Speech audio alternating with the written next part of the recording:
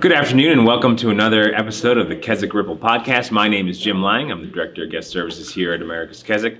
And each week we want to bring you a testimony that we hope encourages your heart and life.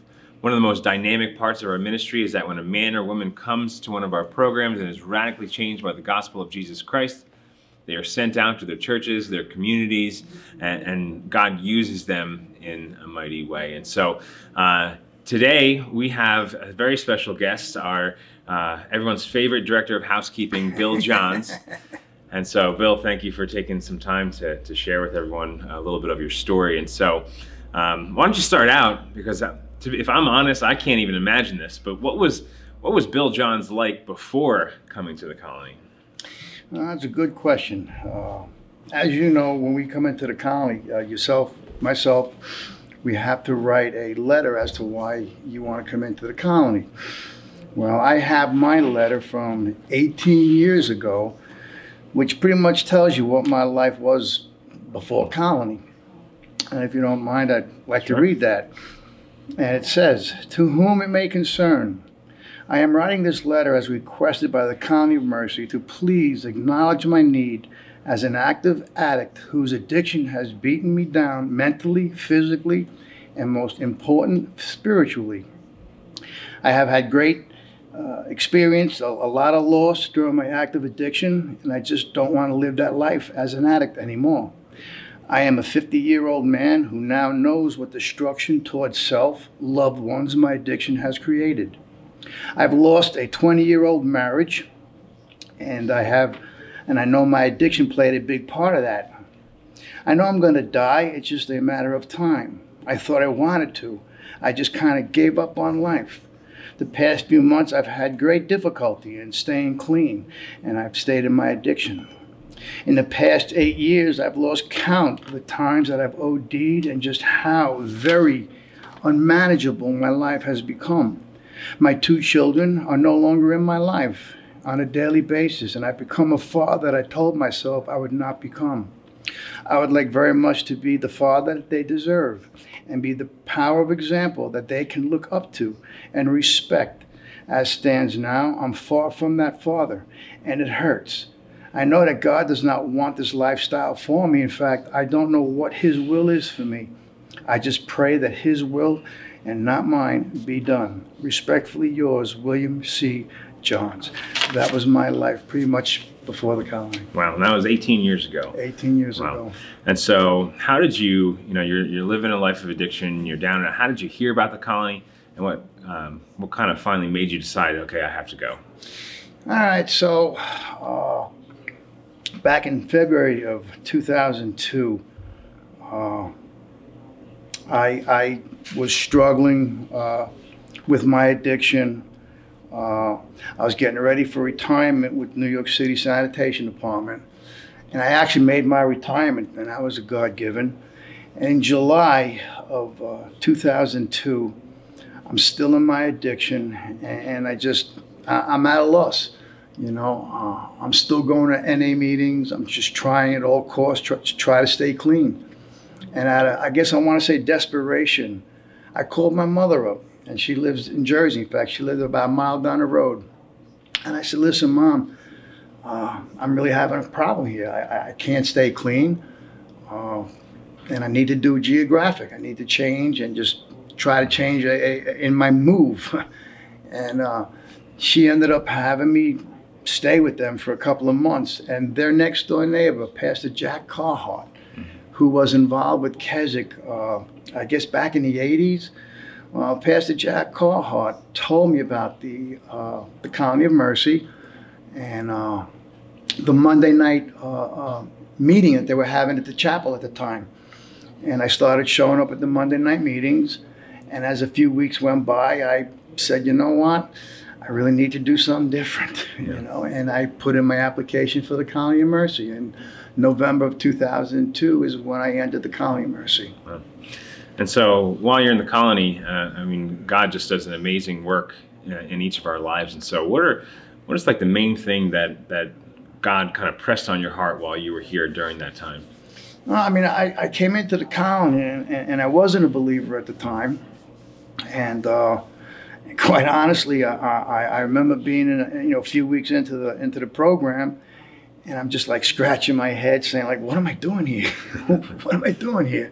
And in fact, I even called up my sponsor at the time, and I said, "Curly, they're praying every night and they're reading their Bible every day." And basically what he told me, he says, "Bill," he says, "I don't care if they're praying to trees. You need to stay there." And as the weeks progressed into, a month or so, there came that day. In fact, it was December 14th of 2002 is when my whole world just came down around my ankles. And I hit my knees. And it was Chaplain Jim Freed at the time, who was a chaplain at the colony, in his office. I hit my knees and just said, "Hey, listen, Lord, I just can't live this life anymore. I really need you to come into my life and help me with to bring about this change that I'm seeing everybody around me living." And that is when I first was introduced to the cross, really. And from there, I know it's really old sayings, but I was really still incorporating what would Jesus do sayings, what would Jesus say sayings, reading my Bible, and just seeing how, when Christ comes into your life, things change. And things started changing, and I just started to become a different person. We always say it's a change of heart, it's not a change of behavior, and that's what happened. That change had taken place in the colony, and I just pretty much stayed the course and graduated. March of 2003, I graduated the program, and still wanted to learn more on how to live this Christian life. And I went into the discipleship program and stayed for the extra 3 months. Awesome. So what I find is funny is that there's a number of staff grads, so people who graduate the program then come on staff. And I know for me, when I showed up on property, I had no plans on staying longer than the 4 months that I was set to.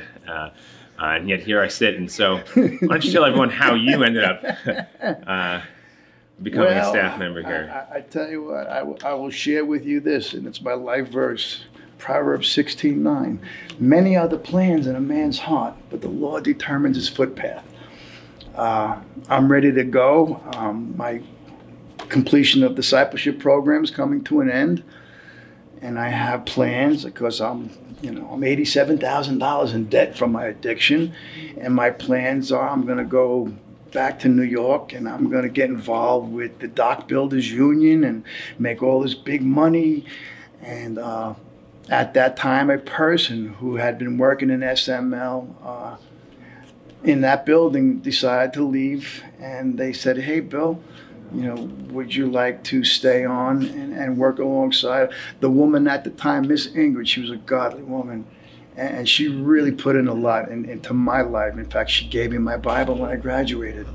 And she, they like, "You want to work alongside of Miss Ingrid? She needs somebody." And I was like, I don't know. It was a big decision. And I said, "You know what? It all boiled down to, all right, God, you opened up this door for a reason. I'm just going to step into it and just know that, you got this." And basically came on in September of 2003, working over in SML. And so now you're the director of housekeeping, and God now uses you in as the men's work supervisor. So how has He used you in the lives of men in the program? The good thing about what do we say? BC, before Christ, and then AC, after Christ. I get to share with the men both sides of the coin. I think the Lord has taught me a lot in dealing with the men and just showing me how to be different, not the lord over but to love on them. The way Miss Ingrid loved on me, love on them, try to come alongside of them, encourage them. We do have men who come into the program that don't have a work ethic. And they have to go out, and they're going to have to find jobs. So you try to instill into them what a work ethic is, so you can make yourself employable when you do leave the program. And again, just share my strength, hope, and experience in what the Lord has done in my life. So one of the cool things about this podcast is that a lot of people watch it, and so chances are someone's watching right now who's struggling with addiction. What would you say to them? Wow. Honestly, if you're in your 20s, 30s,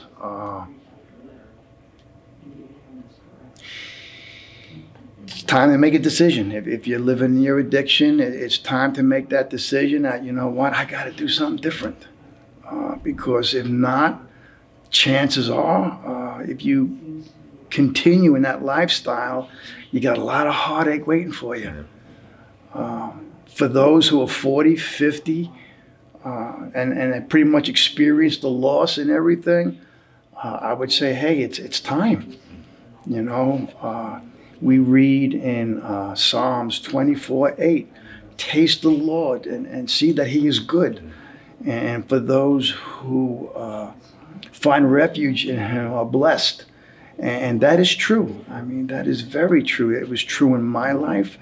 And again, a lot of other people who are still in the addiction, it's very possible for their lives too, if they make that choice, if they make that decision to say, hey, you know what, I just can't do this anymore.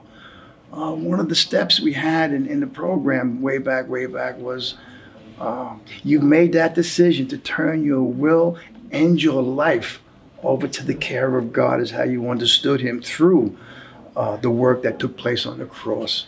And yes, that is how, it's a good way to start looking at it. You know, you've already experienced enough loss. And yes, taste the Lord. He is good. Awesome. Well, Bill, thank you for taking some time to share with us a little bit of your story. Thank you. We hope that this testimony encouraged your heart and life. If it has, hit the like button, share it on Facebook, and we will see you next week. Have a great day.